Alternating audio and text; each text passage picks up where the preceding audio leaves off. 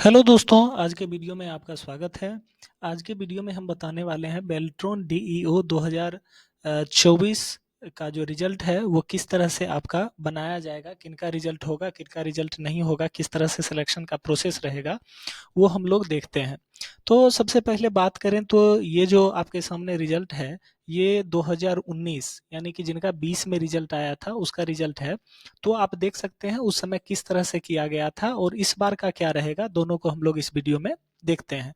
तो सबसे पहला क्वेश्चन ये आ रहा है, जब से आंसर की आया तब से बहुत सारे लोगों का कमेंट आ रहा है कि मेरा इतना नंबर है, क्या मैं सेफ हूँ, मैं इस कैटेगरी से हूँ, मेरा इतना नंबर है, क्या मैं सेफ हूँ।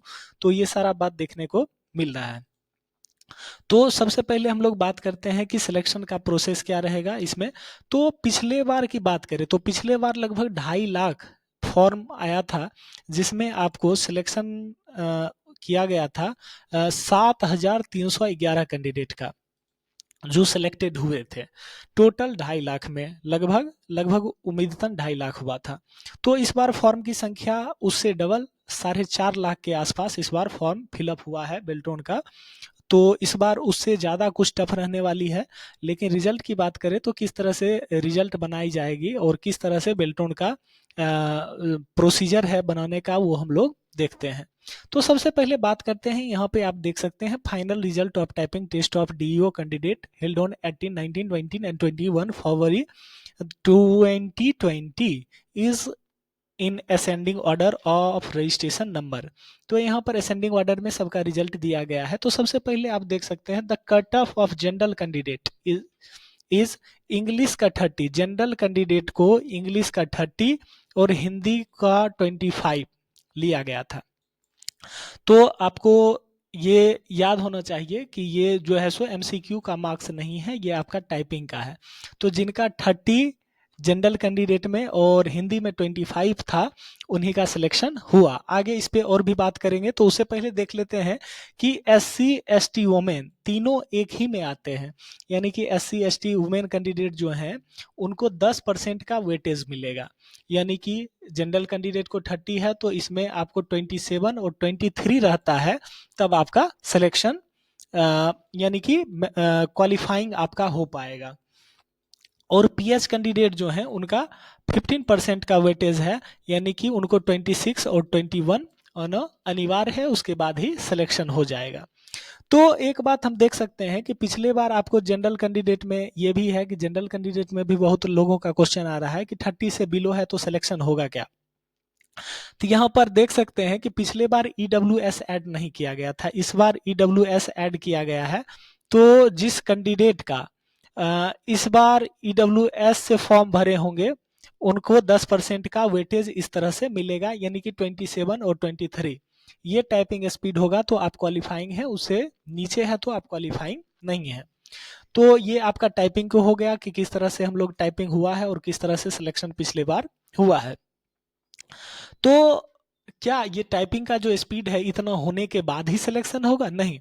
पिछले बार देख सकते हैं आपकी यहाँ पर हिंदी में आपको 19 है, यहाँ पर जनरल कैंडिडेट है और जनरल कैंडिडेट का हिंदी का 25 था, लेकिन 19 नंबर पे सिलेक्शन हो चुका है।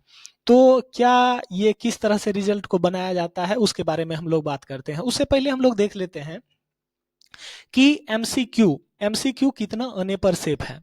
तो आप लोगों को एमसीक्यू का मार्क्स पता चल गया है कि कितना है, तो कितना पे सेफ है ये हम लोग देख लेते हैं।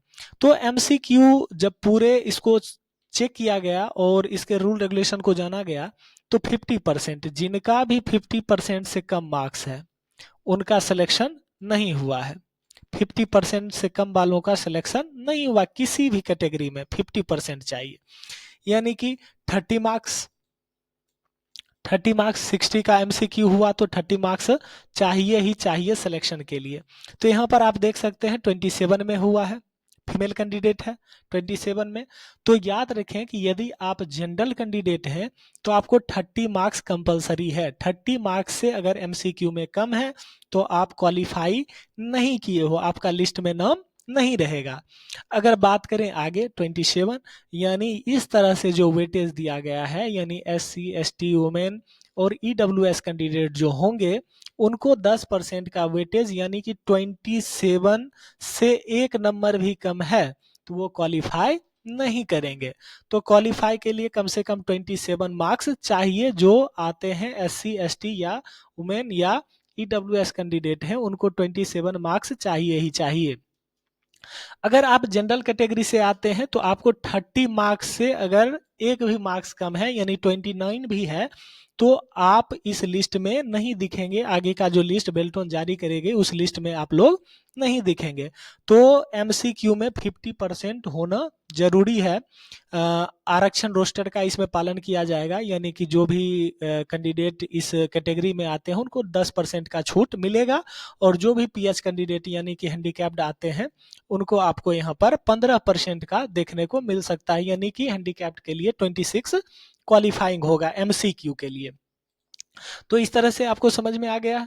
तब आगे बात करते हैं कि कितना आता है तो सेफ रहते हैं यानी कि अगर आप जनरल कैंडिडेट हैं तो आपको एमसीक्यू में 30 कम से कम और इसी तरह से आपका टाइपिंग इंग्लिश जो है सो 30 और हिंदी का जो है +25 ये अगर आता है तब आप क्वालिफाई करते हो। क्वालिफाई का मतलब ये नहीं है कि फाइनल मेरिट में आपका नाम आएगा। 30 +25 इतना रहता है तब आप जो है सो इसमें लिस्ट में क्वालिफाई करते हो। चयन करने की बात वो बेल्टोन डिसाइड करेगी कि किनका मेरिट में आएगा कैंडिडेट के अकॉर्डिंग। लेकिन इससे बिलो है तो आप इसकी आशा छोड़ दीजिए कि आपका इसमें नाम आएगा। तो बात करते हैं हम आगे। अगर आप एससी एसटी या फीमेल कैंडिडेट हैं या ईडब्ल्यूएस हैं, अगर आपको इसमें 26 और इंग्लिश में आपको यहाँ पर देखने को मिल जाता है इंग्लिश में 27 और हिंदी में 23 इससे बिलो है तो आपका नहीं होगा। अगर इससे अप है तो आप आशा रख सकते हैं कि आपका लिस्ट में नाम आ जाएगा। तब ये बात है कि कितने प्लस वाले कैंडिडेट सेफ हैं। तो जिनको एमसीक्यू में 40 मार्क्स आया है और इंग्लिश टाइपिंग में भी आपको 40 प्लस है, हिंदी में भी आपको 35 प्लस है तो वैसे कैंडिडेट का सिलेक्शन गारंटेड है कि हो जाएगा। यानी कि आपको एमसीक्यू में 40 और इंग्लिश में 40 प्लस और इंग्लिश हिंदी में 35 प्लस अगर आपको आ रहा है तो आपका रिजल्ट तय है। उससे बिलो में आप ये देख सकते हैं कि किनका रिजल्ट होगा या नहीं। अगर पूरे रिजल्ट को एनालाइज करें तो पूरे रिजल्ट में आपको कहीं भी 27 बिलो नहीं देखने को मिला यानी कि आपका जो आरक्षण रोस्टर है उसको लगाने के बाद भी आपको 27 एमसीक्यू में लाना जरूरी है। 27 से बिलो वाले एक भी कैंडिडेट का चयन नहीं हुआ है, आप देख सकते हैं। और यहाँ पर आपको ये भी शुरू में बताए थे कि जैसे कि यहाँ पर था 25 और लेकिन यहाँ पर 22 ही आया है, सिलेक्शन हो गया है। तो ये आपको अगर पिछले बार के कैंडिडेट की संख्या जो सिलेक्शन लिया गया था उसमें एक भी टाइपिंग में अगर क्वालिफाई थे तो उनका सिलेक्शन हो गया यानी एमसीक्यू 50%, टाइपिंग एक में भी आप क्वालिफाई थे उनका लिस्ट में नाम आ गया था। आप देख सकते हैं यहाँ पर 19 में सिलेक्शन हुआ है। तो इस तरह से तो आपको 50% होना ही पड़ेगा। अगर उससे बिलो है तो आपका सिलेक्शन नहीं होगा। आगे अगर आपको कुछ जानकारी चाहिए तो उसके लिए आप कमेंट करके पूछ सकते हैं, आपको पूरी जानकारी दी जाएगी। तो सिलेक्शन का प्रक्रिया यही इस बार भी रहेगा।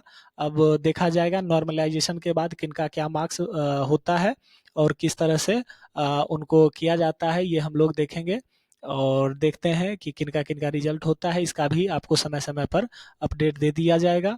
और रिजल्ट की बात करें तो फरवरी लास्ट तक आपको इसका रिजल्ट भी आ जाएगी। तो फरवरी लास्ट तक इसका रिजल्ट आने की पूरी संभावना है। फरवरी लास्ट तक रिजल्ट आ जाएगी, तब तक आप लोग अपना देख लेंगे।